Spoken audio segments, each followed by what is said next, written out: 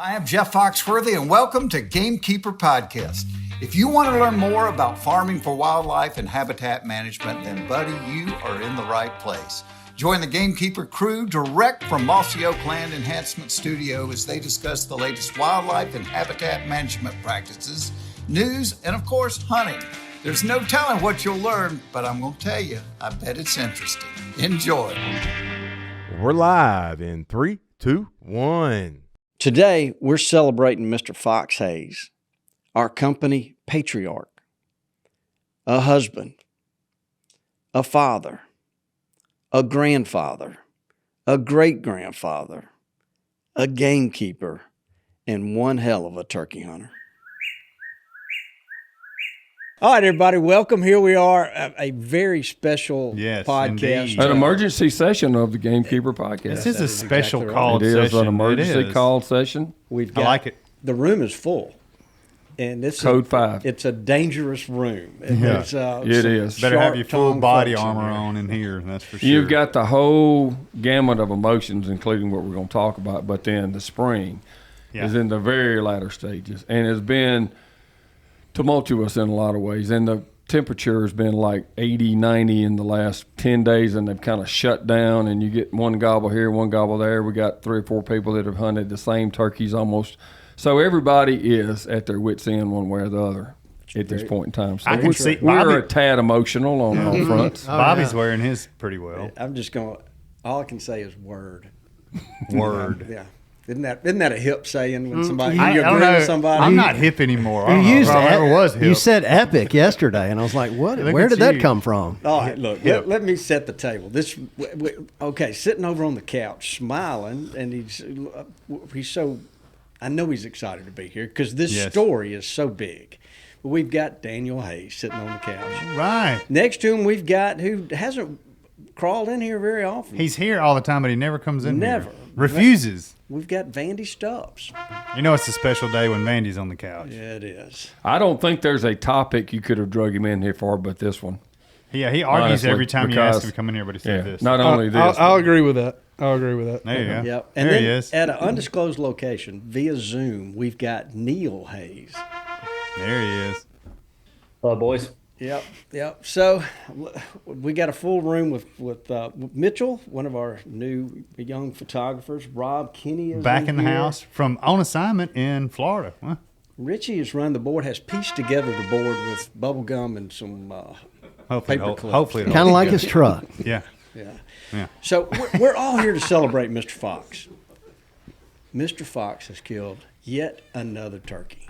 And this story is just incredible. So everybody's probably seen it it's been all over Mossy Oak's social media pages. And everybody is so excited. Yeah. Actually, I'm looking at you and you I mean, being with him every single day for all these years, and especially lately, it's just, we'll get into it. It's a miracle. I mean, and I wrote down a couple things I want to say, so I'll just probably say them now because I think it puts it in the best context, honestly. So, there's a part of me that has never really wanted to have any kind of whatever public, I'm just a private. I know y'all know that's how I am about a lot of stuff. And then, people out there knowing all about my dad, who he is, what he's like and whatever. And of course, what I've come to realize, first of all, with all this turkey stuff and, and how much love there is for him and the family because of this is really a tribute to the boys, Daniel and Neill. They, decade more ago, Neil was working in video too, working for Cuz, producing TV and stuff. And they just I want to show my papa to the world. Now we've done stuff with him along, but that just changed the course of things for it.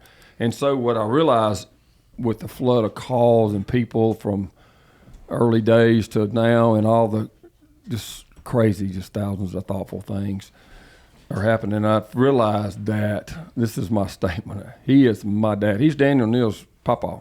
He is my dad, but he belongs to all of us. He really, really does. And honestly, long before all of this, from the very first days of being involved down here when he kind of retired, he's been and he's belonged to everybody, including out in the country too. So, and I don't really know how to put it into words how special it is for me and him, although I don't know if he quite realizes it as much anymore. But it's no words to describe how special it is. So before we get into that particular story, let's mention if you're listening and you're just learning about Mr. Fox Hayes for the first time, there's a documentary, The Colonel and the Fox. Daniel, would you bring us up to speed on that real quick? I'll give as brief as I can attempt to be for that, but or really I'll just give us a little. I feel like this is the sequel to, or I don't know what you would call the 6th edition of a movie, but I feel like we flash forward several years and since you've been gone part. So 2020 is, I think, really when it goes back to, because it's starting to feel a little bit like Pawpaw's the Rolling Stones. This is like the 5th last turkey that he's killed. And it really especially felt like it in all the years start running together. And I'll also say, because Dad said me and Neill wanted to film Pawpaw, Neill was the one that picked up a camera and was the first one to be like, all right, this, Pawpaw's more of a local legend around West Point, and Neill wanted to follow him around in the woods with a camera for one turkey season because it had been quite a while since he'd been filmed on camera, and that's really what got this period of trying to capture his hunts and everybody following along through, him about to turn 90 and now into his 90s. But I was writing down all the years going through, like I joked about all these last turkeys that Pawpaw's killed, but 2020 was the year where, there was a turkey behind Neill's house, and Pawpaw hadn't killed a turkey, and it was like the streak was coming to an end. We're coming to a realization that he was not going to be able to turkey hunt anymore. He probably was not going to even live till the next turkey season, and he was at Shmula. We were at our camp in Alabama. Gran was with him, and this was the last spring that he could get down and drive down to the camp still, and him and Gran were still just like the good old days. They could go hop in the car and go anywhere. Neill was like, I got to, or actually this is 2020, the season ends, and Gran starts crying because we got back to the cabin, and she, everybody usually holds it together, and she just started broken down crying. He was feeling terrible.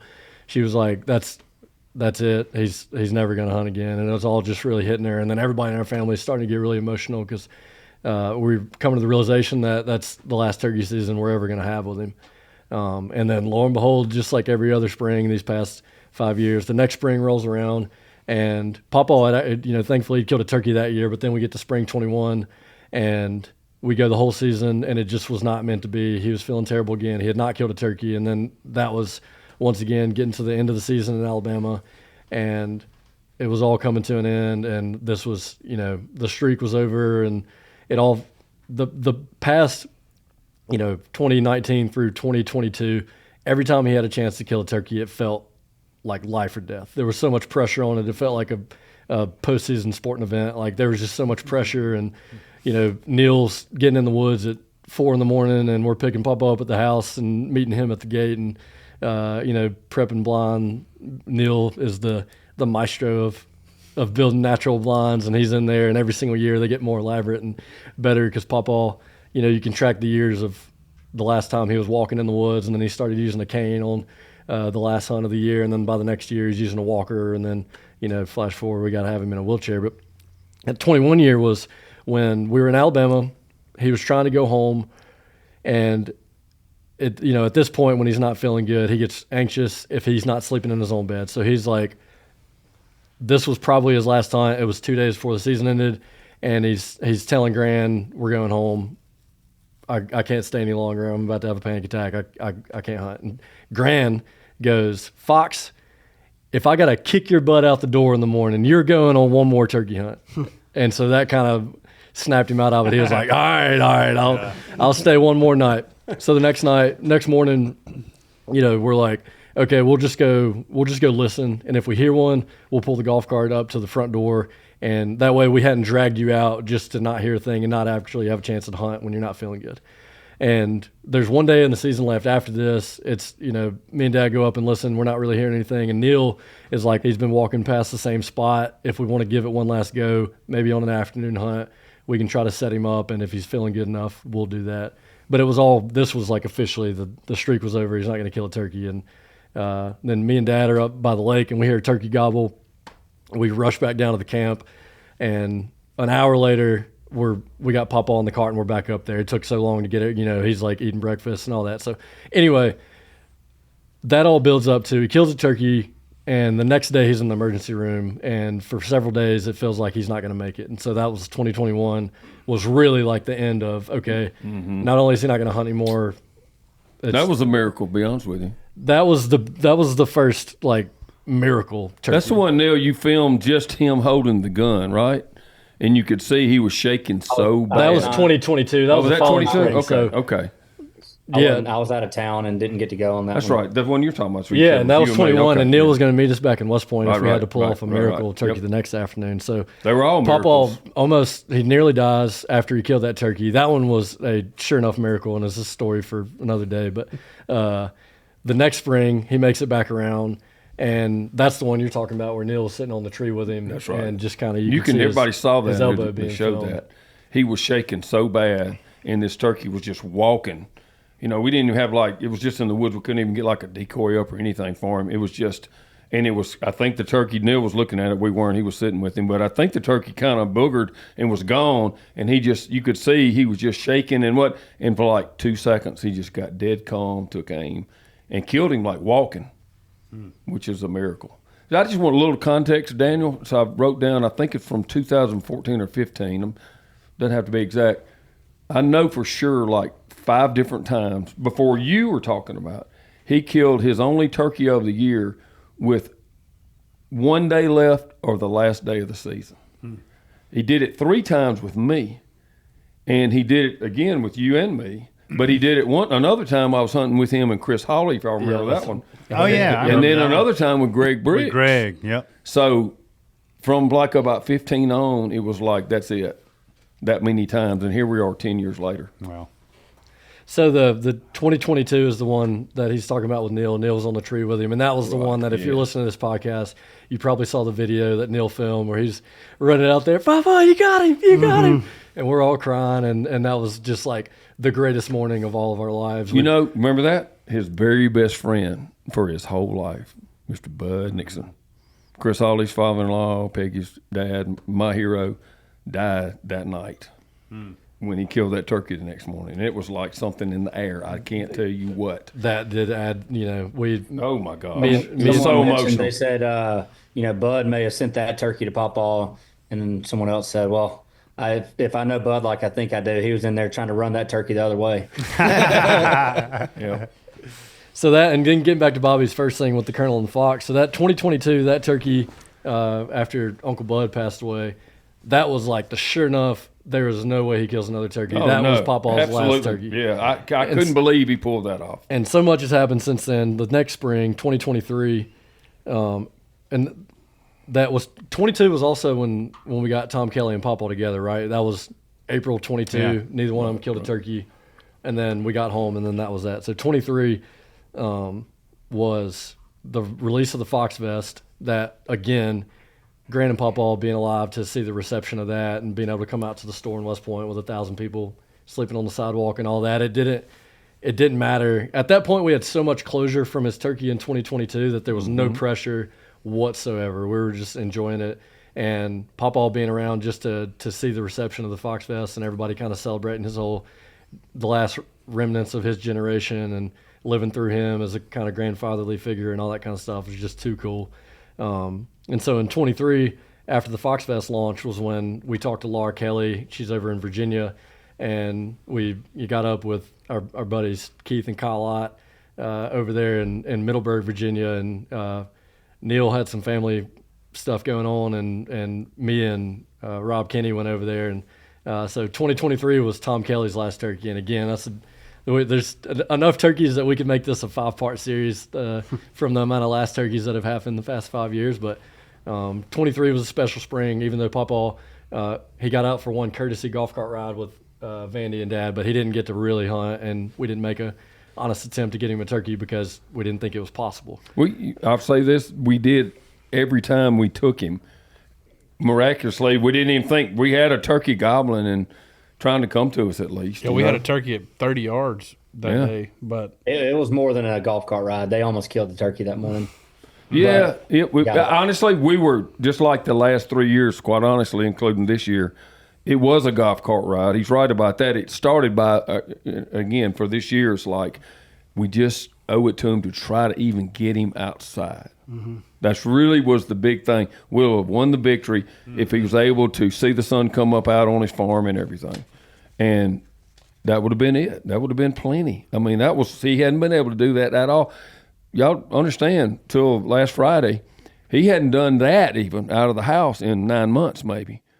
Thanksgiving, he did. They got him out to the Thanksgiving thing at the cabin. And he's just as fired up about this as y'all are. I mean, he's been exercising. Trying to. Yeah. We got to remember, he can't. Yeah. He can't do anything in his way. Yeah, he can't walk or do anything. So, good thing is his upper body is a little stronger for 95-ish now, but his legs are completely gone, and so we have to carry him everywhere. Anyway, right, wrong, or different. That's how it is. Yeah, and so then we got Papa and Tom Kelly together at long last, and then nobody killed a turkey, but it led to the filming and the premiere of The Colonel and the Fox, and so all these things that both Tom Kelly and Papa have lived to get to experience. Papa's, again, what we thought was his last turkey in 22, him and Tom Kelly getting together for camp, 23, Tom Kelly's last turkey, and then the premiere of The Colonel and the Fox last spring.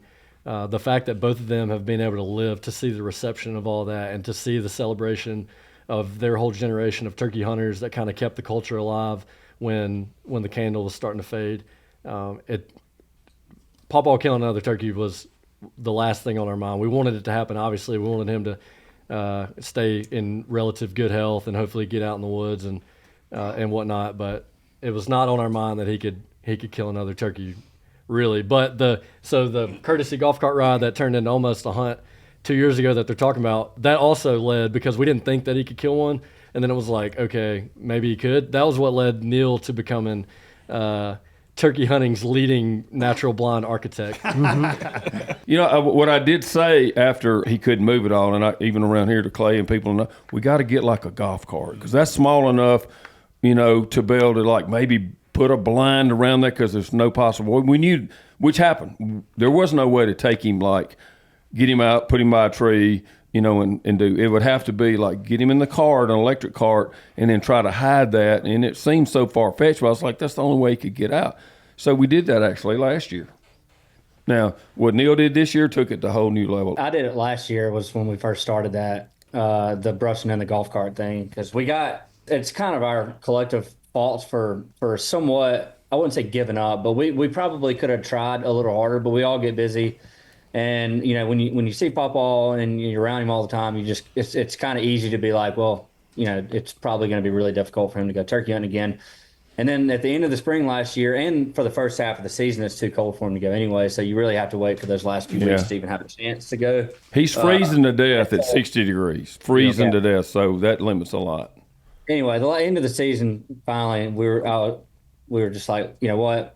We're just going to brush in the golf cart, cover it with sticks and leaves, and we're going to go for a golf cart ride. And if we find a turkey, we'll park it in the woods and see if we can call the turkey up. It was kind of a Hail Mary deal, but it was an opportunity to get him out in the woods and him feel like he was going on a hunt, or worst case, he's riding around his farm with his grandkids and his son. So that's what we did. We had it was maybe Daniel and I went and we brushed in the golf cart, and then we went out and we listened to daylight, didn't hear anything. And then finally, maybe an hour after fly down, we heard a turkey gobble. So we called Dad, said, hey, slow Pawpaw up. We'll bring him out here and we'll see if this turkey will gobble again. Did it. And the turkey had disappeared. It was more of pretty much just a golf cart ride for Pawpaw that day. We didn't actually hear or see anything once he got out there. And so a few days later would have been the last day of the season last year. And I was 3 hours from West Point. And it was kind of a last minute thing that he wanted to go one more time. And I woke up to leave at like 2 a.m. to drive up there to be there for his last hunt last year. And I woke up with the stomach bug, throwing my guts up. I mean, just as bad a stomach bug as it gets. So I couldn't go. And so Daniel and Dad took him with Aunt Nina. Who's never been hunting with him in her life. Never hunted with him. His youngest. My younger sister, 62 years old. So they all went out, and y'all can tell that story, but they went out and actually had a great hunt, and Pawpaw missed a turkey on the last day last year.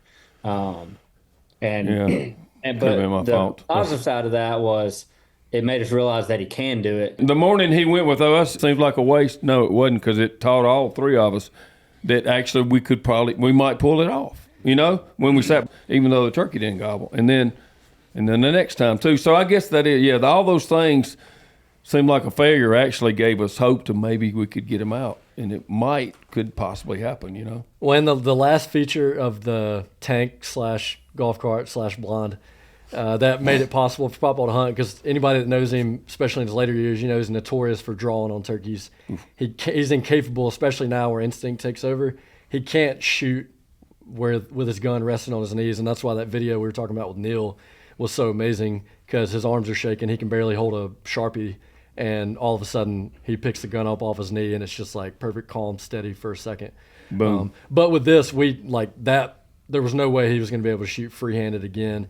And the other part of this golf cart that was so cool that I'd never thought about, I'd never noticed it until after Neill or Dad did this, but whenever somebody's trying to shoot, whether they're on the side of a ship or in a helicopter, there'll be a rope or whatever material it is hanging across the opening for a sniper to get a little bit of a brace. And that never crossed my mind, but that's the last feature of the golf cart is there's a ratchet strap across the front bars of the golf cart for Pawpaw to be able to rest his gun. But unlike a bog pot or something where he's kind of restricted and just has to twist, he can move a lot more freely, so it doesn't mess with him as much. And that was like the last part of what really made it like, okay, we're not pretending to hunt. We're actually hunting. Yep. Something simple as that. I love it. And we loved watching y'all behind the scenes planning all of this out. It was awesome. I mean, but I tip of the hat to all of them, but Neil's like one of the best and worst habits is he will not, like me, will not take no for an answer. And it was like this, and I kept saying, we got to get him out. We got to get him out one time. And he was like, no, this is the day. Because he wasn't going to be here after that day anyway. And the weather was warm. And I mean, it was just a matter of, like a lot of times we've tried to in the past, and he just, the night before, he's just like, I just feel terrible. I can't go. And, evidently, we can skip to that story, but evidently he got up at like 2:30 or 3.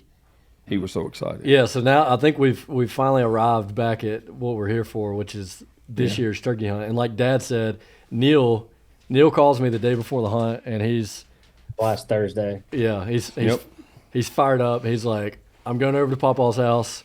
Nobody thinks he can hunt again, but I swear if we just go and we get him fired up and we don't ask him how he's feeling and ask him if he wants to go and give him the opportunity to feel bad, if we just tell him, Pawpaw, there's a turkey gobbling, we know where he's going to be, we're hunting in the morning, he'll go. And Neill texts me just a big green light 10 minutes later. And then he left and called, and he was like, it's on. Then I went and Vandy has a new 28 gauge he bought for Evie, so we had to sight that in. And in the past, we've always put a turkey choke in his gun. And this time I said, the hell with the turkey choke. It's too tight. I screwed a modified choke in that gun. And I said, he may have pellets in his feet and his head, but we're going to kill a turkey this time. We're not going to miss. So I put the modified choke in there to give him a little wiggle room on his aim. Yeah, let me get in the middle of that. Dibs to Tony Rossetti, our great friend. We've had him on this podcast. Yep. He is a genius at guns. So that afternoon we were over there, tried this gun. It's light. He kind of picked it. He could, as much as he could handle it. And he was, it's not a shell in it. Just point it towards the window and practice, He couldn't pull the trigger. It had a lot of creep, and it was like a lot of fresh new shotguns. It was a horrendously hard trigger, and you just about started crying. So I called Tony, and he said, well, yeah, if it's the spring, I think the spring I can do it. And Remington built me a kit to be able to do this, with the gun store for people and whatever. Anyway, when we get over there that night, it's not the kind of trigger. He worked on that trigger till like 9 o'clock to be sure it was really safe, but that he probably dropped it in half. It's a firm trigger, but he could pull it. It was probably half of the poundage it had been before. And he got rid of all the creep. Yeah, he took the creep out too, which was really messing him up. He didn't know what to do. So I just want to say, right, wrong, or indifferent about that, the kind of guy Tony is, he would have stayed up all night long if he took sure. it. He's that kind of guy. So dibs to Tony Rossetti as part of this too. So take us to that next morning. Me and Vandy are in the driveway. Yep. And Dad's going to meet us over there. And like I said, like this has been a bunch of Pawpaw's past seasons too. Neill's in the woods a couple hours before fly down, and me or Dad or whoever are going to meet Pawpaw at his house and get him ready. And Gran will be in there. She's got his snack sack that she prepared. I mean, bananas and granola and yogurt and she saves the three bottles of water. Yeah, and she muffins. saves the little water bottles and washes them and puts them up in the cabinet to reuse them again. So she has one of those reused water bottles in there for him. Yeah. So Neill tells Pawpaw we'll be there at 5:15. Yeah, to pick you up. they'll be there at 5:15 to pick you up. So me and Vandy are there about 10 minutes before that. We're sitting in the driveway and we're like, all right, when Dad gets here, we'll go inside. So he calls me. So I'm going. So I have the golf cart the afternoon before. I brushed it all in with the sticks and everything. So I'm trailering the golf cart around to the gate. And so while I'm doing that, Daniel and Vandy and Dad are going to go pick him up. And so I'm not part of the pickup crew at his house. He calls me at 5:16, 1 minute after the time that we told him we'd be there. Daniel and Vandy are in his driveway, but he doesn't know that. They're waiting on Dad to get there. He calls me and said, "Hey, what you doing?" I was just getting ready for this hunt. He said, "Well, I thought y'all forgot about me. I'm just here waiting on you." He said, "I'm ready to go." Which is really, we all see Pawpaw every day, and for him to be that chipper at 5:15 in the morning, it seemed like a miracle already that he was that wide-eyed and bushy-tailed and ready to go and fully clothed. He got his camo on. Little did I know, he had been woken up by our grandmother at 2:00 in the morning. Has been sitting in his wheelchair in his camo for like 3 hours in his living room. Yeah, when Daniel and I walked in there, Belinda that helps them with her house, she goes, "He's been ready to go since 2:15." We walk in, and he's just sitting there slouched over in his wheelchair, head to toe in And bottom land. he honestly, ready to roll. The state of mind he's in today, he looks great. Yeah, it is truly. All the modern medicine in the world, there's nothing that is as good for his well-being as getting him out for a turkey hunt. I mean, the next day, he was definitely a little tired after the hunt and took it, and we'll get into that. But the next day, he was as good as he's been in a long time. Just the whole day, his mind was clear. He was reliving the hunt. He could remember all the details, which is just amazing. But yeah, we can get back to the morning of. But just wanted to say that it is the best medicine for a 94-year-old man. Interrupting y'all one more time because I would feel horrible if I didn't say this. I'm going to throw it in there now because we might forget. So of all the dibs of everyone, except maybe the family stuff more than anybody, dibs to our friend Dr. Ned Miller. Because quite honestly, I can say that about me just about. He would definitely not even be here if it wasn't for Ned. I've never in my life, and we're from a family of doctors, known a more unselfish servant of people, and especially to mom and dad, because they want to, they call him all the time. They want to see him all the time, and he's really unbelievable. That's the way medicine and healing should be, is the way he is taking care of them, and especially Daddy. And it's a very, very special relationship outside of the medicine. But I gotta say, if it wasn't for dibs to you out there, I hope you're listening, Dr. Miller. Well, the family gets teared up just thinking about what he's done for him. He's an incredible man. He's definitely kept him alive these past few years. No question. Probably before that. And doesn't hurt. He's a big, big turkey hunter too, so he understands. Okay, so we've established Toxey is 1 minute late already. It's 5:16. Which is Toxey time is pretty early. That's actually early. Yeah, it's early. Yeah, he lives on Toxey time. So we don't all usually use them, but for Pawpaw, we were going to put decoys out, and I'd forgotten them, so I had to turn around and go back and get them. I had to dig under a pile of stuff to even know where they were. To be honest with you. That was one of 2 times that he forgot that. That's correct. And the second time, we'll get to the second time in a minute. Yeah. Okay, let's continue. All right, so we got Pawpaw. We wheel him out to the truck, and that's the other thing about his mobility these past couple of years. And it's like he went from being able to get around a little bit to being able to walk with a walker to it's a good day if he can get from his bedroom to the living room. Yep. Most days it's just from the bed to the recliner next to his bed just to get out. And with his wheelchair now, he can't walk really anywhere. So it's get him out of his bed into his wheelchair, get the wheelchair to the truck truck to the golf cart and golf cart to wherever we're going to hunt. And the entire process, he doesn't have to do more than a couple steps of walking, because it's enough just trying to get him out of the wheelchair. Yeah, and the truck and all Vandy's that. kind of his handler in these days too, because plus he lives down the street a block.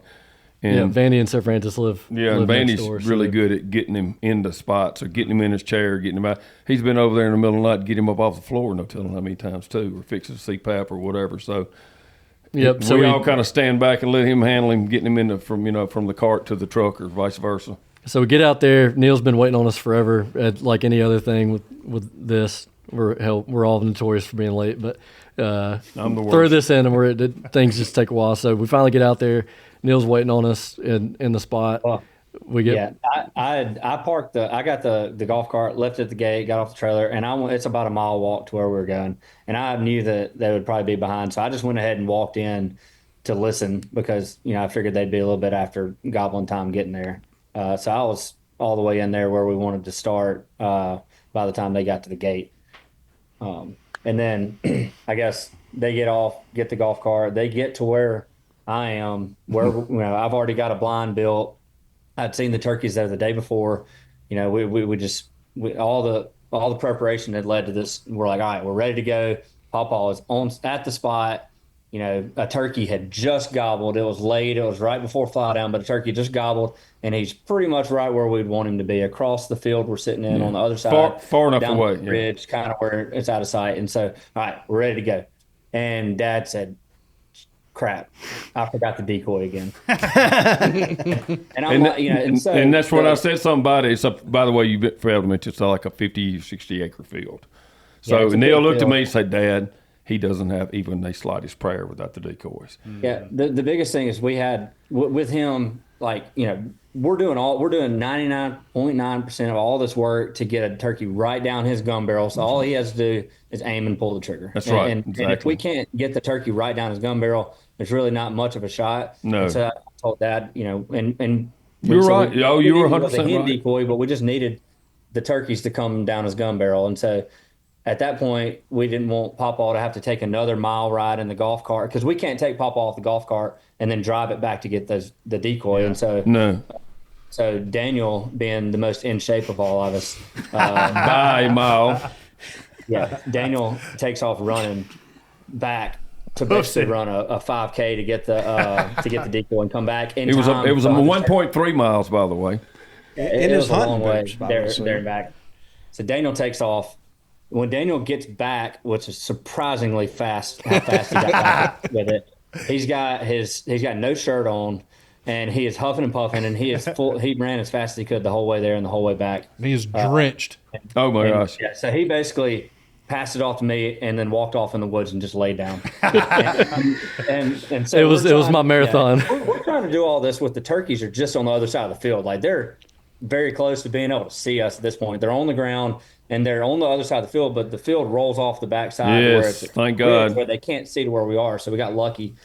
And we get out there, get the decoy. Forgot the decoy stakes, of course, and so I had to break a limb real quick and make a makeshift decoy stake. So I get that in there, right? And I have where the blind is. We have one shooting hole, and his gun's pointed right there. So we got to get the turkeys right in front of him. So I get that. Turkey gobbles. I come back behind him. We yelp, and the turkeys crest the ridge within 2 or 3 minutes. I mean, Oh, this is my all goodness. really fast. And so we got really lucky right off the bat that we were able to do all that without getting busted. 100%. Miracle Yeah. right there. And so at that point, the turkeys crest the ridge in the field, 100 to 150 yards away. Yeah, I'd say 250. Yards probably. Yeah. And then they slowly, Dad and I are yelping a little bit, but and they're gobbling a little bit, and they have a couple hens with them, so they're just taking their time getting to us. Honestly, I think we called the hens as much as we did them, because the hens came first and were way more intrigued with the decoys and kind of purring and strutting up against them and fussing at them and stuff. And that man, they loved the gobblers. Yeah. Well, they were. We didn't have a male decoy because No. the main reason is when they come into like a jake decoy, they're jumping around and spurring it and they're moving their heads around real fast. And Sometimes it spooks them, and sometimes spooks them. Yeah. So, hen decoy is out, they remain calm. They come up to it slow, methodically. And that's what we needed for him as a turkey, just standing very still. And so that's the reasoning behind that.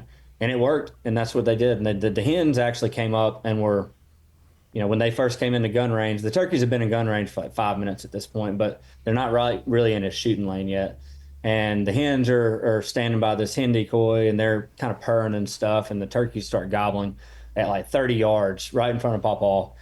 And then, we're sitting on pins and needles, and Daniel and I are sitting back. Dad is sitting in the driver's seat with Pawpaw. Vandy is knelt down on the right side of Pawpaw, helping him. So they're kind of on either side of him. And Daniel and I are behind about 10 yards at the base of this giant oak tree that we were sitting up under. And so we're kind of blocked off from being able to see the turkeys because they're on, Right. Dad and Pawpaw and Vandy are in between, the golf cart are in between us. So we don't really know what's going on. Yeah, I probably got to take it from there, I think. So right where he's talking about, the gobblers just hung up without coming that last 10 yards maybe to the decoys. Was it? Y'all could see better than me with that, but Yeah, probably. yeah. So he was set like for him to come to the decoys, and so he shoots from the left side.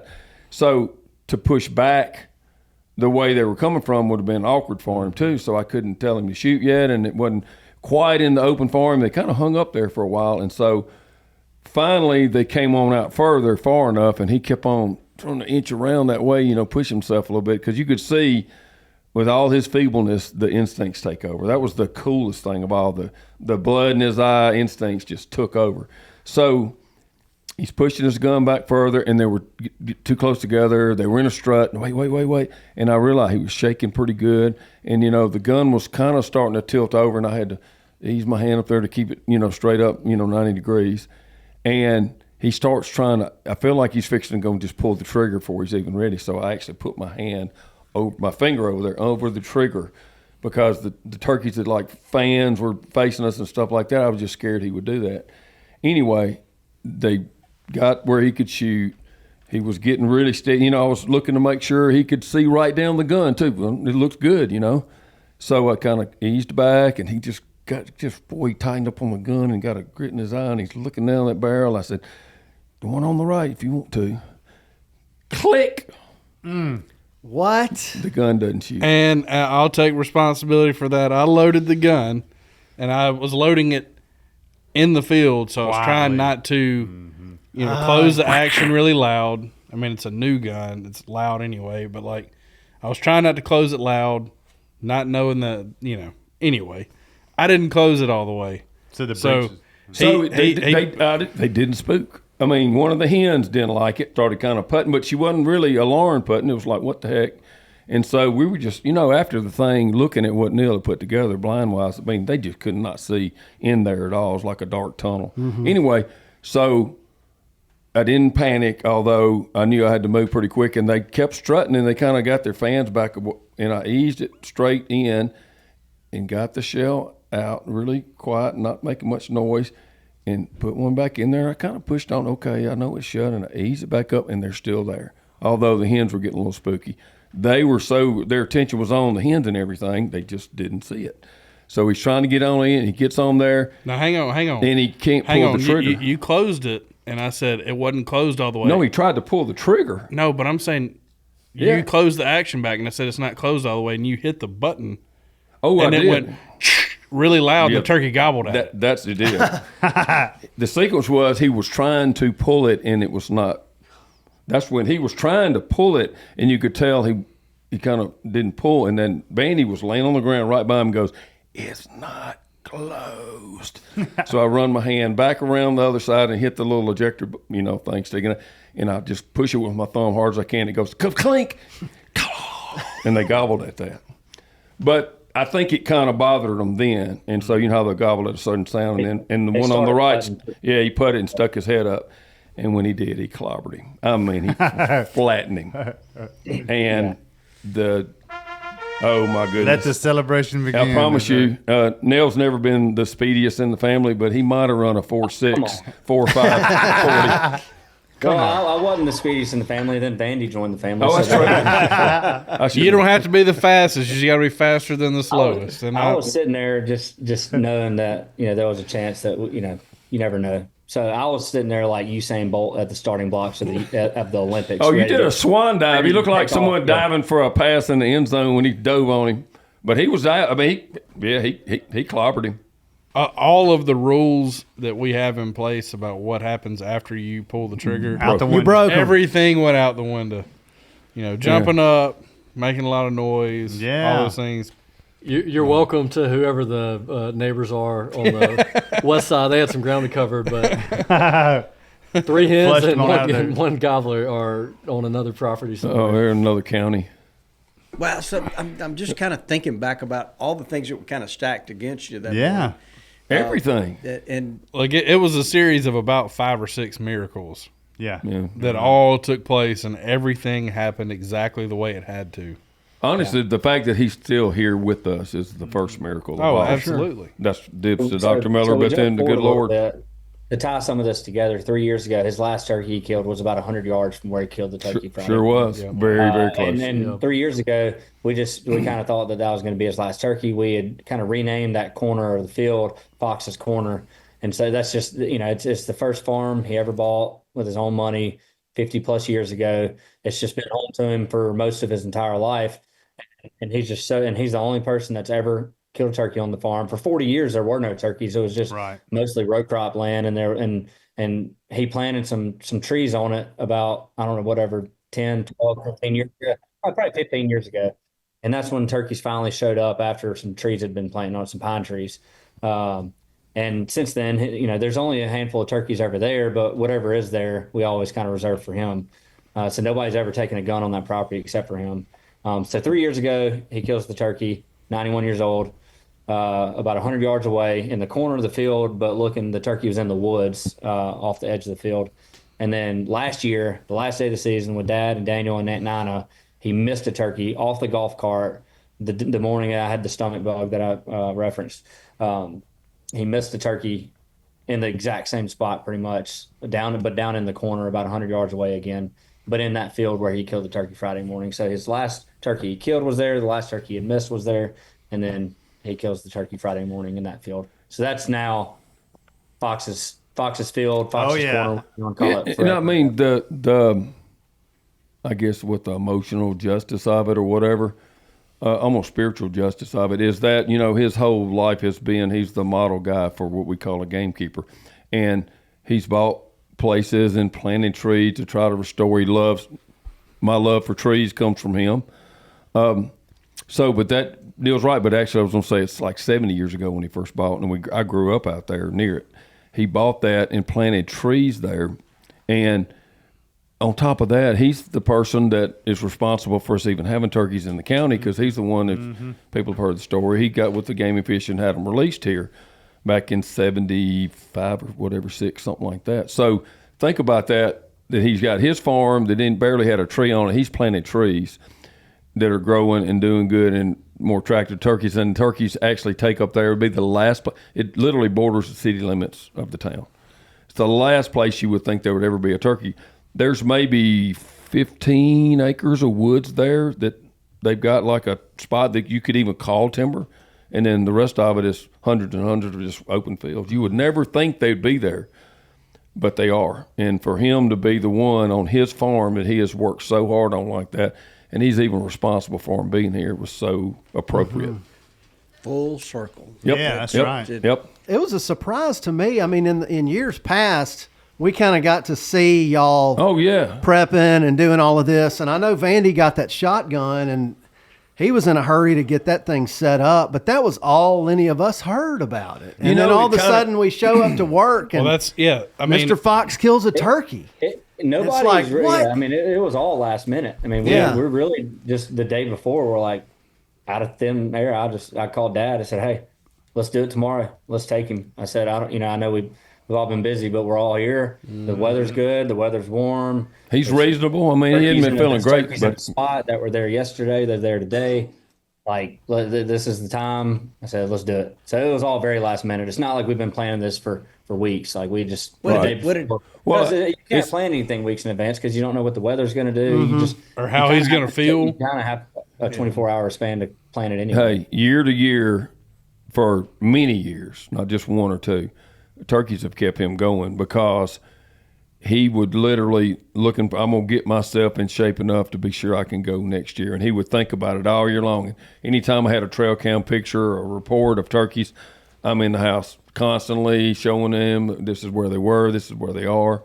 And turkeys have kept him looking forward to the next year every time. This spring, when I see him, in such tough shape sometimes, I lose my hope that he could have. They come along and they don't lose their hope for it. Well, and he And said, so it helped. And I was going to go ahead, but Vandy too, what he said to 4 or 5 of us this spring, he said this. what, about wanting to look down the gun He barrel said, one more time? What do you want, Mr. Fox? He might be asking for supper. What do you want? He says, I just want to look down the barrel one more time. But then the other day after he killed that one, we spent, I don't know, probably 30 minutes right there FaceTiming everybody in the family. And Yep. I can't remember who we were talking to, but he said, they said, congratulations. And he said something, good Lord willing, we'll do it again next year. There you Good go. for him. All right, come let's on. All right, come on. Yep. It was funny what you said about it being a surprise. We're calling everybody, FaceTiming and whatnot, and about half the people were just, oh man, I didn't even know y'all were trying. Yeah, no, nobody knew. What about Miss Evelyn? What was her reaction? She kind of goes through the motions with it. She was the one got up so early, did his back, packed his bag, and so, and she was almost in disbelief, honestly. But then you could see, we've got the video. She rubbed the top of his head and kissed him. She was so proud of her man. Yeah, we had another cool little video whenever we got him back. We Guys. hung the turkey up on his closet door, and That's so Gran awesome. gave him a big old kiss on his bald spot. And then she looked at whoever hung the turkey on the door. She said, "Don't get blood on my carpet now." She did. That was me, and I heard her. Yeah, and that's the other cool thing too, is that especially with Papa not being able to get out, and especially him not really most days even being able to leave his bedroom, we all have like this turkey killing responsibility where it's like, all right, somebody's got to go when the season opens, like Neill said, it's a month into the season before the weather is even, we can't even think about Papa even being able to maybe hunt when it's cold, but we're like, all right, somebody's got to kill a turkey and take it into Papa's room and lay it on his lap in his chair or whatever. Every And so time I this kill was- one or someone with me around, at least around here, we go straight to his house. Cheer him up. Got to go take him a feather and leave it next to on his nightstand and show him your turkey before you go do anything with it. And so this was like the coolest ending moment of this was finally because he's about to take the nap of the century after being up since 2 and all he's exhausted and hanging that turkey up on his closet door right in front of his side of the bed where he can sit there and rest and stare at it. I mean, it felt like putting a championship trophy up on the mantle. Bigger than that. Yeah. No doubt about it. Wow. I'm just trying to let a lot of this soak in. It's just such a great story. Just makes me So smile. many Yeah. It just fills your Makes you heart smile. up That's right. with just pride. And It was a great example because it's like this times however many people live around here. But we had left the gate open and the neighbors' cows had gotten on to where we'd park the trucks, and so he was over there trying to herd them out of the way. And he said, "Y'all hunting back there?" And we said, "Yeah." He said, "Mr. Fox still hunting?" We said, "He just killed a turkey." He said, "No way, Mr. Fox is my guy. Y'all got to put that in the newspaper or something. The people want to see that." It was They great. do. Dan, you ran 3 miles in just a few minutes, no doubt in boots. Yeah, so we don't have to turn it into any myth making over here. But I was wearing some old lacrosse Granges, so I will say my feet were pretty sore. Yeah. But I threw a leafy suit over with no shirt underneath. That's the first time I've had to pull that move, but I was worn out. And I will say to that is not lost on us as far as most people how lucky we actually are to be able to do this with our granddad, because you talk to people, you hear people post comments and this and that, and they man, I would give anything in the world to be able to do this with my granddad. But most people's granddad aren't around at 94 years old. And so we really are some of the luckiest people in the world to be able to do this and take him and repay him for all the things that he did for us and all the people in the community. His entire life was nothing but, serving other people, giving back. Like, it's just who he is. And so for us to be able to, and all these people to kind of rally around him to help him and his, towards the end of his life, to be able to do this for him is really special. But we definitely know how lucky we are to be able to do that and share that with him, because most people don't have that opportunity. And so it's easy to feel, when he's having a bad day and his health is declining and he's in pain and agony and this and that, I always remind myself it's a hell of a lot better than the alternative. So for him to be around and for us to be able to do that is just, we're some of the luckiest people in the world. Mm-hmm. Well said. Well said. Yeah. Very well said. Mm-hmm. Yeah. Well, I guess all of y'all, that Friday night, it was probably a lot of a deep sigh on the couch when we pulled it off. I mean, I went back a couple times, and just seeing, it's hard to talk about. I mean, it's not like I get choked up, but I get very emotional seeing all these people. Especially, we have so many special friends. As y'all know, I'm not a digital or social media monster whatsoever. I have no accounts, and I wouldn't. But I do have where I can watch what we do, and to see their messages and their responses and stuff, it was so. I mean, it just consumed me. Just you walk away and you come back and 1,000 more people, in 10 minutes, added to the fray and stuff. So it's just to know how they feel, and it goes back to what I said when we started this. It made me realize I kind of knew it anyway, because it started a long time ago when he came down here. And, there are people here that have lost their dads early and stuff, and he's been the second dad for dozens of people here around here in the area. Cousins of mine lost, and stuff, all kind of people. And he just made you realize, he's my dad, but he belongs to everybody. Mm-hmm. Yeah. And this one, to use a sports analogy, 3 years ago, there was a lot more pressure, like Daniel said, but it was because we knew that he was capable of doing it, and we felt like, all right, we've really let him down if we hadn't killed a turkey this year, because we know he can do it, and we've been, we've gone several times. Like it just felt different then. It would be like, you're playing Mississippi State's playing McNeese State or something like that in football, and you're supposed to win the game, and so and all of a sudden in the fourth quarter you're tied, and it's like, all right, this is a little closer than it's supposed to be. And then this year, it felt like we beat Alabama. It's like, we went out there, knew we were going to lose, but we went out there and tried anyway. And then all of a sudden, whoa, wait a minute. We just won the game. We beat the Philadelphia Eagles. The feeling of it was just different than the feeling of the last one. And so it was just a different wave of emotions. Well, it has helped us get full circle to what really, really matters, too. He talks about that, is that we already knew, without even saying it, although we said it a little, the big victory was just to get him out, to see the sunrise, to see his form. I know he cannot hear, even at that close range, he can't hear a gobble, but he got to see the show again. And that was a miracle. The rest of it is, I don't know what you call it. At what point, when y'all are all sitting there and you're sitting there next to right him, when they come across the ridge, I knew he was fixing to do it at the end, because I was a foot from him, and you could see all his old blood in the eye instincts take over. Just like, for a brief moment, the year he was sitting with Neill, which we thought would be his last one, you could just see that moment, almost like this peace and calm comes over him, or strength or something.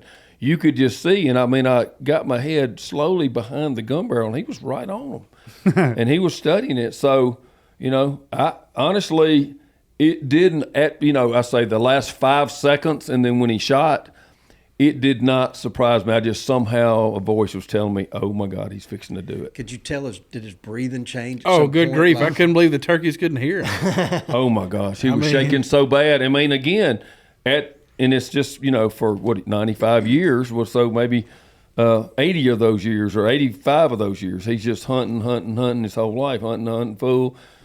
Kid in the woods hunting, and the instinct is so deep in him, it just took over when he got on that gun barrel. Yeah. So give us the stats real quick. Mr. Fox is 95 years old. He'll be 95 in August. Yeah, and 1946 was a significant year. For him? Yes. I think it was 44. 1944. 44. He actually, he grew up in Mobile, in the lower Alabama, Tom Bigby River to Mobile, and I was down there where there were turkeys when they're almost extinct. So he grew up with turkeys. He was taught by a man, I think his name was Neill Frederick, who was one of the pioneers down there in hunting, along with Mr. like Jim Radcliffe and, of course, Mr. Fred Stimson. And they had taught him how to make a mouth call with a copper wire, hammered it flat, turned it into a U shape, and then some medical tape and condom rubber cut in the middle, and the tape around it. And so, he could bend the copper to kind of fit his mouth and stuff. With a mouth call he made himself at 14 years old, he killed his first turkey. 1944. Pretty cool story. Yeah. And that's 44. The first mouth calls were ever even on the market, commercially produced, like late 60s, I think. Give or take a year or two. So, It is special. Yep. It is special. And so there's a streak in there of killing a turkey that may have been interrupted in the last couple of years. But Well, it was interrupted by tuberculosis, which is another miracle that I'm even here. He got tuberculosis in college, and so my grandfather, who I'm named for, died from it. Actually died. I was born. They named me after him. He was actually still conscious and knew that he had a grandson named after him, and he died the next day, so I never knew him. And he was, I've talked about it before, his nickname was Turkey Hayes, because he was a turkey hunter too. So, he had tuberculosis. So one of the things he's been so famous for is his patience, and it really is like none of us have ever seen. And so for 24 months, he was on his back, on his deathbed, not supposed to even live, couldn't get up and do anything for 24 straight months. Got out, was in remission, had to go back in. They thought he for sure wouldn't survive that time. They ended up giving him an experimental drug just as a Hail Mary to keep him from dying maybe, and it turned out to be the drug that saved people. And on top of that, he recovered. They took out 2/3 of one of his lungs. He's never had but 1/3 of one of his lungs. And the medicine, I don't know the name of it, actually, they called him in when he was engaged to my mom and said, just so you know, we found out that the medicine causes sterile. It causes men to be sterile. And you had 100 times the dose it actually would have taken. So there's really no chance you'll ever have kids. 9 months and 4 days after they got married, my sister was born. So, and he had 2 more kids, and I was one of them. Wow. Unbelievable. It's an amazing story. And to live, What a story. yeah, to live to be right at 95 now through all these health issues, and he's only got 1/3 of one lung. I mean, I honestly, living my life to be around to take him every year for the last at least 15 or so, I would have said 10 years ago it might have been his last year, quite honestly, before even it's the beginning of this happened with the boys, going with him more and filming him and, doing stuff. It's been a miracle the whole time. Wow. Well, I'm reminded of a scripture about honoring your father and your mother, and he makes it really easy for people. It goes for grandfathers, and you guys have done. Y'all have certainly honored him. It's an amazing story, and it just like everybody said. I've read a lot of those comments. Everybody just fills their heart with love. Mm-hmm. You never know about people out there. I mean, we attract a lot of attention from what we do. We've been in the media business for a long time just to support and, communicate our brand and stuff. And so I've said this so many times, I know it sounds a little self-serving, but I promise you to everybody it's the fact. And everybody that knows him, it's a fact. If there's ever been anybody you watched or listened to in hunting or anything that is deserving of how you feel about him, it's my dad. He really, really is. That unselfish person, just that special spirit. I don't know how to describe it. For example, my mom, who, like me, will argue, when they've been married 67 years and they never had an argument. And one time my grandmother said, how do you keep arguing with my daughter?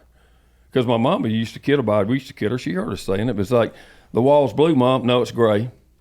What's blue, Mom? And then you could finally give up and say, okay, you're right.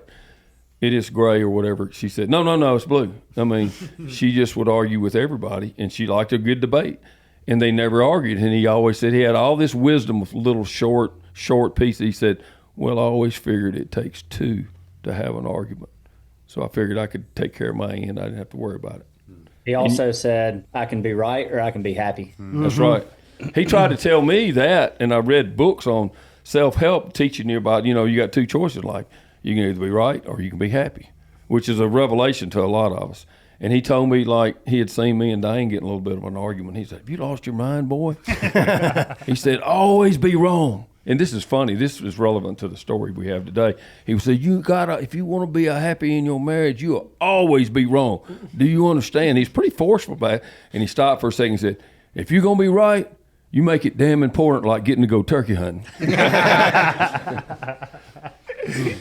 Oh my goodness, that's some good stuff. Love it. What else should we be bringing out, Neill? Is there any other part of this story? No, I mean it's all. I mean, the story is still ongoing. I mean, I'm sure we'll, go see him in the next few days and talk about it some more with him. And today. This is cool. One more piece of magic from this, but like we said, just because of the documentary and because they're two of the last remaining people that we know from that era that were actually turkey hunting in the 40s. But Tom Kelly, he's about to turn 98. 98. Yeah, it sounds like I'm exaggerating in my head when I say it. Fought in 2 wars and lifelong forester like that. He's seen some things, but he's had a minor stroke and a minor heart attack, and but he's still there. And Laura, his daughter, who's incredible, who we've gotten to know really well over the past few years through all this. She drove out to Middleburg, Virginia. Keith and Kyle, we got his turkey mounted outside of Virginia where he killed it, and Keith and Kyle went and picked up the turkey from the taxidermist, brought it back to him. So there was like, he killed the turkey, but it was if he kept living, there were a couple cool moments where he would get to relive that would be special for him. One was going to be when the turkey finally came back from the taxidermist. And so they took it to him, and he's in his living room, and it was just like, Laura, like the same thing Neill said about the best medicine. I mean, it was the best day he'd had in a long time, and he was reminiscing and all that. And so they said if he's feeling good in the spring, we know he's not going to be able to hunt again. But if he's just feeling good enough to get in the truck, we would love to take him for a ride out on the farm. Who knows? Maybe we'll see a turkey. Yeah. And so Kyle was out of town. Laura goes and meets Keith. Keith takes him for a ride. He sent me and Neill a picture. And it was Colonel Kelly looking out the door of his truck, and we're like, wow, man, that's incredible, getting a little choked up. And he said, no, zoom in. And we zoom in, and Colonel Kelly's watching a longbeard strutting right outside of his truck window. So for him, there was no way he could hunt again, but it was another little piece of magic that for everybody that's listening that was following along with Tom Kelly or with Papa, that was also pretty dang cool update to get that the one day he got to go out there, there's a turkey strutting out in the field outside the truck. Mm-hmm. Yeah, that is special. And I think Laura said that after that, the next day or whatever was the best that she had seen her dad in 6 months. And it's just a testament to, like Daniel said, and like we talked about earlier, that being the best medicine possible is not only fresh air, getting out, on whatever farm it may be, in the woods, even if it's just riding around, but being able to see turkeys and be amongst turkeys that, they've spent their entire lives around and spend their, one of their great joys in life is to be able to hunt them, conserve them, write about them, all those things, to be able to just get one little, for Tom Kelly to just ride around in one afternoon and see a turkey strutting in a field. We take that for granted being younger, but that meant the absolute world to him. And he rebounded and felt better. His health was better because of it. How about that? Yeah, wow. we all need it. So what about Mr. Fox's turkey? That's great. Is it in the freezer It somewhere? is in the freezer. Yeah. It should be headed to the taxidermist. Yeah. I don't want to sit on it long. Very soon. Yeah, that'll be a special one. Wow. Yeah, we're not going to wait on the freezer to go out on this one. No. Well, this has been a great story, and just kudos to you guys for what y'all did. Neill, it sounds like your blind building skills are just over the top. Daniel, you pulled off the miracle Athlete. Run. Athlete. Vandy, I'd love to know from you when that gun went click. What went through your mind? Being the guy that this loaded this it. is kind of a family podcast, so I can't say what We'll I have to was beep out thinking. your thoughts. Yeah, I can't verbalize what I was thinking, but When he told me the story that morning, he said, "I know I loaded the gun." Yeah. oh man, He did. Oh. He said that. And I said later because he said, I know I loaded it. And I whispered, and sure enough, pulled the shell out. But at that point, you didn't know if it was a dud or if it. Yeah, I didn't know if it was. I just put the shell. Yeah, put it in the- Well, you know, I was- sometimes I was just getting with one in there for Had all I was one worth. job. Nobody looked at Vandy whenever One we were trying to figure out who was job. going to get the decoy. It was Hey, wait a minute. He bought the gun. Yeah. Wow. Yeah, had one responsibility, and that was it. And I got to say, you know, talking about the blind that was built, doesn't really do it justice. No. This, like, I think it's a big cherry bark, but the limb, it's a giant tree, and the limbs go almost all the way down to the ground. Mm-hmm. And Neill cut all these other branches, and I swear, like when you pulled up into it, you know, you felt hidden, but when we were out in the field looking back at it, you can't see anything. There is actually, I didn't even take time to study it much because after, you know, I was in the backside. It worked. We got the turkey. It was the craziest thing ever. Cool. And they took the picture. So if people go to our Instagram page and look at that collage of pictures, there's some pictures of the blind and of what it looked like from the turkey's perspective. It's incredible. Yeah, the biggest thing, I take a lot of pride in blind building, but the biggest thing people fail to do a lot of times is if you're really trying to build a blind is here, I'll let y'all watch this video real quick.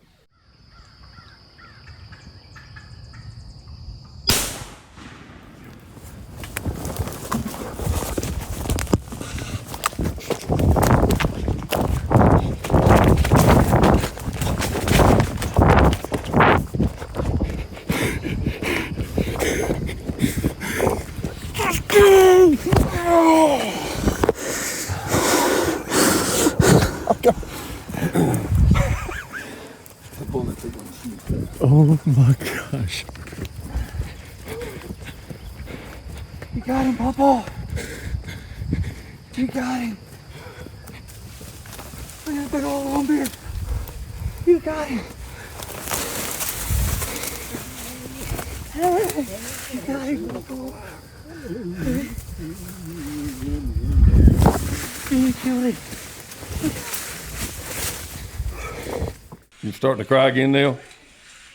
Getting a little dusty in here.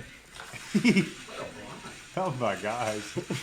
I mean, I couldn't see him if I was standing in the tree. No. Wow. You Well, got not him, only was the Papa. blind, but it was That's it. like a tunnel of darkness back there where you could not see. Y'all saw the picture on the. So most people build a blind. They just build in front of them, and they don't build above them or behind them. And shading in a golf cart is obviously a big undertaking. So the main thing you have to have more than in front of you is above you and behind you. That's right. To you in. And so that's why I picked that big giant branch that hung out off that giant cherry bark all the way to the ground. So it already had a natural roof on the blind, and all I had to do was get the golf cart under that and build kind of around it. And so it really the tree was half the battle was already done. We just picked the right spot and built around it. So One of the things that jumped out to me was so Wednesday and Thursday of the 2 days before, both days, I'd been hunting. We had clients in camp that we wanted to kill turkeys and never heard a turkey gobble for 2 days. And y'all went all over the place. And We so- did. Best spots we had taken them to them, too. And then that Friday morning, these turkeys gobble like crazy for y'all. There's so many things that They you didn't can point gobble to. much. I wouldn't say they gobbled like crazy, but they did gobble. like They strutted all the way in. Yeah. they showed a lot, but they It's probably Bobby. It's gobbled Bobby. twice on the limb, 2-3 times maybe on the limb, and they were real late. Just a typical muggy morning kind of day. They gobble late and then they fly down. They gobbled maybe 3 or 4 times coming in. So single digit gobbles all morning. So it wasn't like they were losing their minds, but they gobbled enough to let us know where they were, and a handful of yelps and answers, and they were in gun range, and it all happened quick. It's a Yeah, great because we got Fly the down text. the turkey getting shot was what, 15 minutes probably. No, a little more than Maybe. that. Yeah, it wasn't long. 20. You probably close. Well, Yeah. guys, congratulations. And Mr. Fox, I'm sure you're listening to this. We are so proud. Everybody is so proud. Oh, yeah. Well, I'm looking around the room. Yeah. Is there anything else needs to be said? Just pointing out the big picture like I always do, and this is my family, but the great gift turkeys can give us is so much more than I killed a turkey. Mm-hmm. Oh, my gosh, I pray for everybody Say to it get again. that. It's so much bigger. It's like all our lessons in life. I mean, just read your handbook for life, the Bible. The love is that we share, and the joy and the love for this bird, and then what it does for us as a family, and all of us here as close friends and everything. It's that love we have for it that brings us together. That's the most special thing about. I mean, there's been other 95-year-olds, I'm sure, kill a turkey here and there, but the most special thing is us. That's the thing. Yeah, and me being the eternal optimist of the family, there's 3 days left in the season. There we go. That's right. He's got 2 left. That's right. But if not, I have strong hope that this time next year we'll be having the same conversation. That'd be awesome. Love That's it. great. No doubt. Well, look, we're really proud of you guys. This has been I was so excited to tell this story as soon as I heard what was going on. I want to thank. We've got 2 podcast partners that have allowed us to do this one without their. We normally mention Nutrient, our friends, and we Yes. mention the peanut patch, and they have generously said, "Let's just get to the story." And so, thank y'all for that. I'm just in shock. This has been a great one. Thank you, Toxey, for telling it. Vandy, all your help. Daniel, Neil. Nice and job, others. fellas. Yeah. I think we need to close this one with we need to plug in the audio of Tom Kelly reading the end of 10th Legion. Would be a Please good way to do. close this There we one go. out. The book. That'd be really good. Why don't you say goodbye, Dudley? Goodbye, Dudley. Get us out of here, Richie. Get us out of here, Colonel. There you go. I sat there with my hands shaking, my breath short, and my heart hammering so hard. I said I could not understand why he could not hit. The last turkey that came to me last spring had exactly the same effect. And the day that this does not happen to me is the day I quit. That last one that ever does is going to call forth the same emotion that the second one did. I will sit there waiting, gun up, heart thundering. And say to myself that I have said every single occasion since the second one. I'm glad I lived to see it one more time.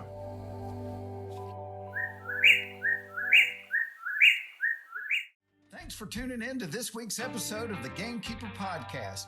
And be sure to tune in again. Subscribe to Gamekeeper Farming for Wildlife magazine, and don't miss the Mossy Oak Properties Fistful of Dirt podcast with my good buddy, Ronnie Cuz Strickland.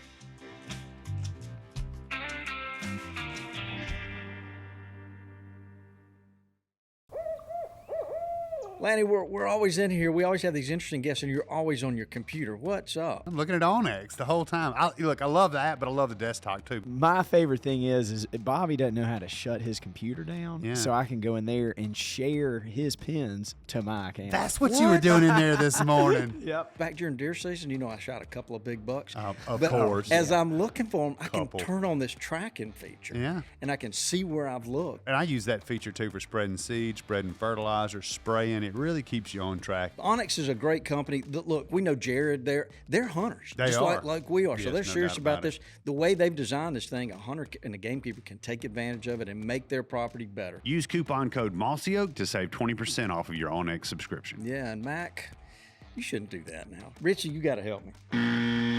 Okay.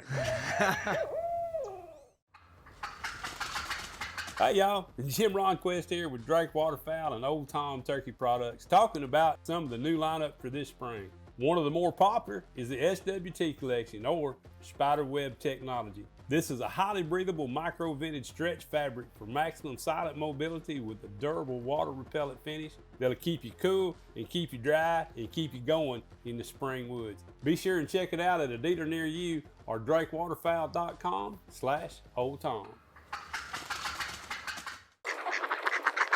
See these people? When the clock strikes 5, it's not the end. It's just the beginning. They have to do these things. They have to do those things. Enter the all-new LS Tractor MT2 and MT2E, a relentless force of innovation. Redesigned with a new hood and cab built for comfort and visibility. with enhanced lifting capacity to get the job done, making these people the ones everyone else calls those people. Visit your local LS Tractor dealer today.